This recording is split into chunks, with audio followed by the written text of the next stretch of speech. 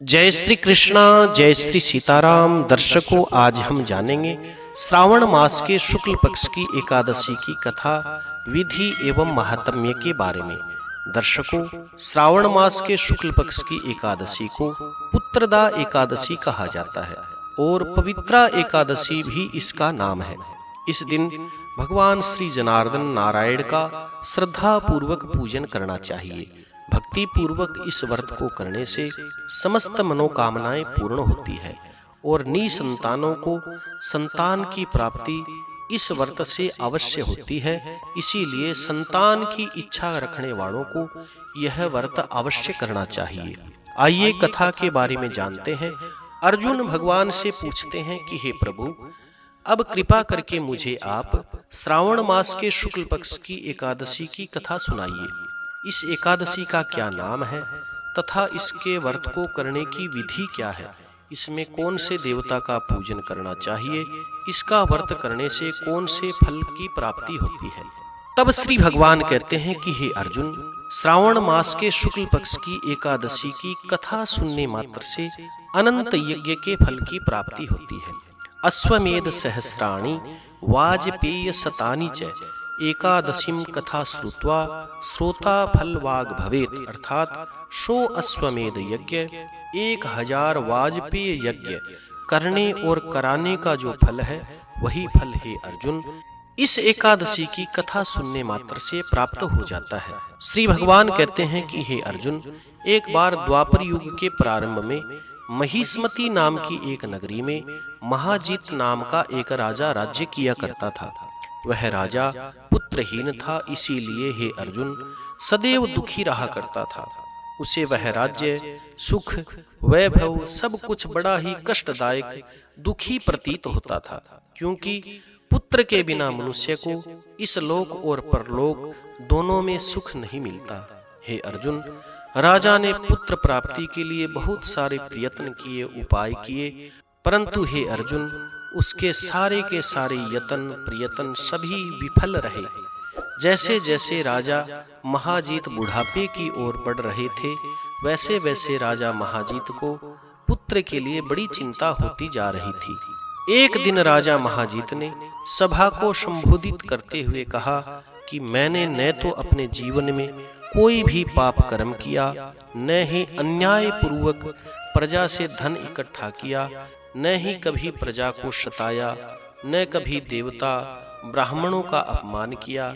मैंने प्रजा को सदैव पुत्र के समान पाला है, कभी किसी से द्वेष नहीं किया, सबको एक समान मानता हूँ।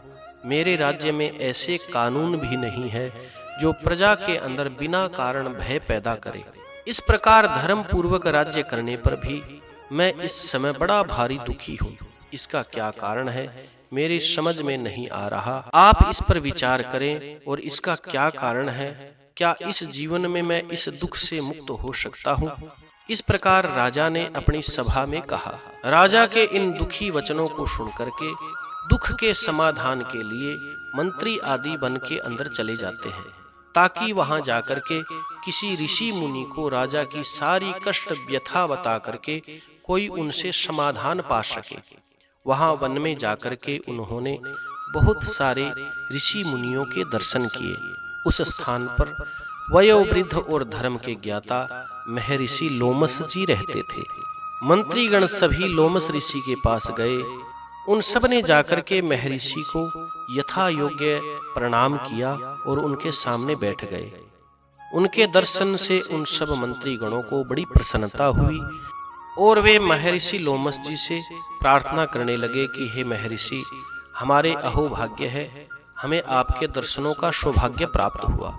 इस पर महर्षि लोमस कहते हैं कि हे मंत्रीगणों, आप लोगों की नम्रता सद्व्यवहार से मैं अत्यंत प्रसन्न हूँ। आप मुझे अपने आने का कारण बताइए। मैं आपके कार्य को अपनी शक्ति के अनुसार अवश्य करूँगा, क्योंकि हमारा शरीर परोपकार के लिए ही बना है।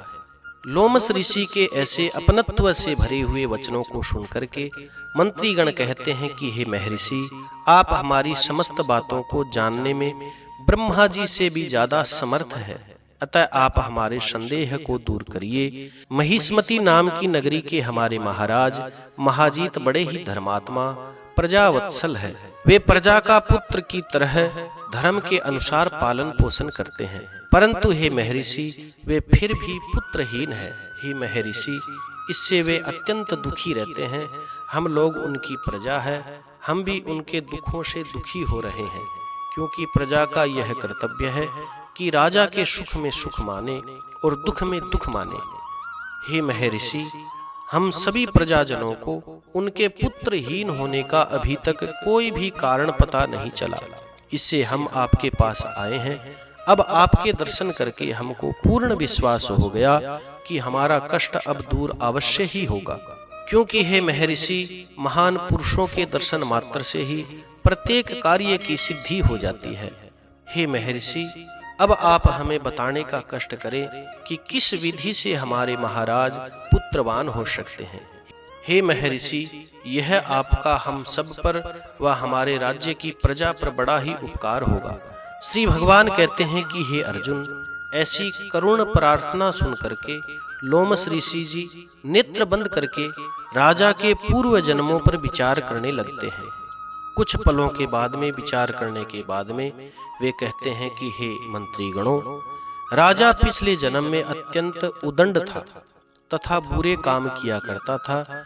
उस जन्म में यह एक गांव से दूसरे गांव में घूमा करता था और एक बार ज्येष्ठ के महीने के शुक्ल पक्ष की निर्जला एकादशी के दिन की बात है। यह 2 दिन से भूखा था और दोपहर के समय जलाशय पर जल पीने के लिए गया।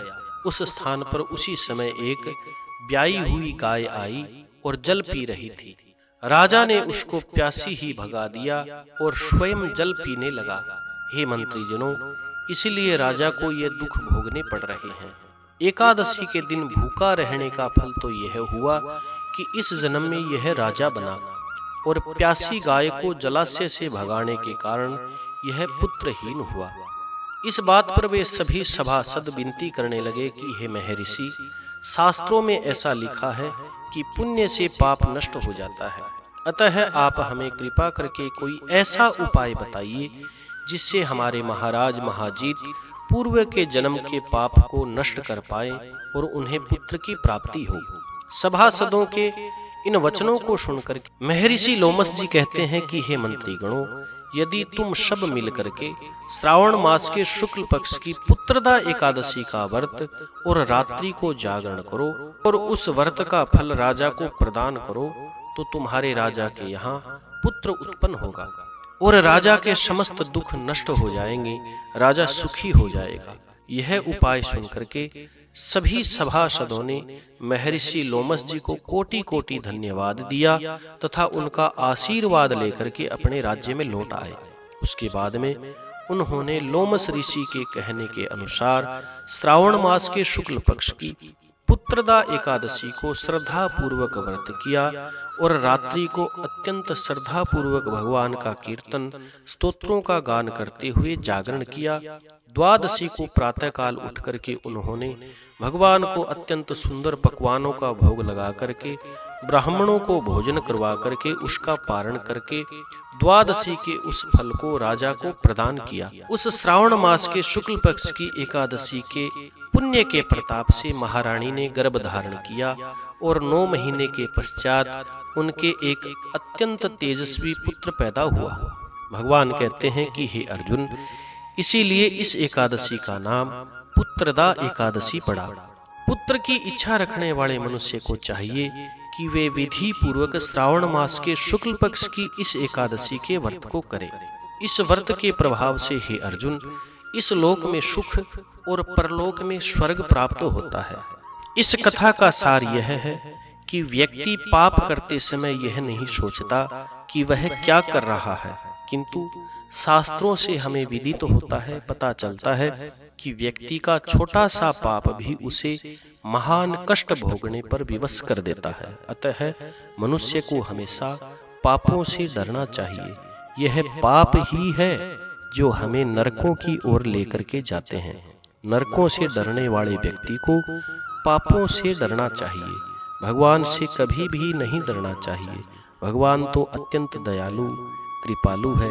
वो तो थोड़ा सा ही मनुष्य अगर सत्कर्म करते हैं तो भगवान अत्यंत दया करके उसके समस्त पापों को नष्ट करते हैं, क्योंकि पाप नाम का यह राक्षस मनुष्य का जन्म जन्मांतरों तक पीछा नहीं छोड़ता। भोगे बिना कर्मों का नाश नहीं होता। अच्छे या बुरे जो भी मनुष्य कर्म करता है उसे अवश्य भोगने पड़ते हैं। व्यक्ति को चाहिए कि सत्य व्रत का पालन करते हुए ईश्वर के अंदर पूरी निष्ठा रखे और यह बात सदैव याद रखे कि किसी को कष्ट न दें, किसी का दिल न दुखाएं। इससे बड़ा दुनिया में और कोई पाप नहीं है। पर हित सरिस धर्म नहीं भाई, पर पीड़ा सम नहीं अधमाई। अर्थात दूसरे को दुख देने के समान तो कोई पाप नहीं और दूसरे को सुख देने के समान कोई भी पुण्य नहीं। जय श्री सीताराम, जय श्री कृष्णा। कथा सुनने के बाद में कथा को लाइक करें, शेयर करें और कमेंट में भगवान का मंगलमय नाम अवश्य लिखें।